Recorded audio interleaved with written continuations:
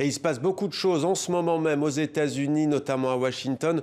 On retrouve Elisabeth Guedel, notre correspondante. Bonjour Elisabeth. Donald Trump d'abord, qui est en train de s'exprimer. Et oui, il a donné rendez-vous à des dizaines de milliers de supporters qui sont fidèles, qui sont là coûte que coûte, donc près de la Maison-Blanche, qui sont en train d'écouter le président américain Donald Trump, qui vient d'affirmer une nouvelle fois: nous ne concéderons jamais la défaite. Le ton est donné pour l'investiture de Joe Biden. C'est ce que veulent entendre ses supporters, puisque d'après les sondages, vous savez, 2 républicains sur 3 pensent que les élections ont été truquées, qu'il y a eu des fraudes massives, même s'il n'y a jamais eu de preuves, évidemment. C'est un problème, une méfiance dans le système électoral américain que les responsables politiques du pays devront résoudre ce problème pour la prochaine élection en 2024. Et nous sommes à 2 semaines, tout juste, Elisabeth, du 20 janvier, de l'investiture de Joe Biden.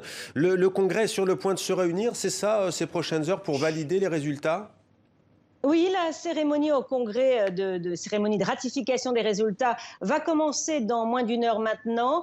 Normalement, c'est une simple formalité, ça ne dure qu'une demi-heure, mais là, ça va durer des heures. Et on va assister à un parti républicain profondément divisé, puisqu'une centaine d'élus conservateurs vont contester les résultats, la victoire de Joe Biden. Toute l'attention est braquée notamment sur le vice-président, Mike Pence, qui est aussi le président du Sénat. Il subit une pression maximale de la part de Donald Trump, qui lui demande de rejeter les résultats, la certification des résultats du collège électoral. Mais Pence n'a pas ce pouvoir-là, il n'a pas le pouvoir de changer les choses. Donc ça crée un drame, une fois de plus, pour cette ultime étape dans le long processus de certification des résultats. Ça ne changera rien, encore une fois, ce qui va se passer au Congrès, puisqu'à la fin, au final, Joe Biden sera bien confirmé 46e président des États-Unis. Merci beaucoup, Elisabeth, en direct de New York, pour toutes ces précisions.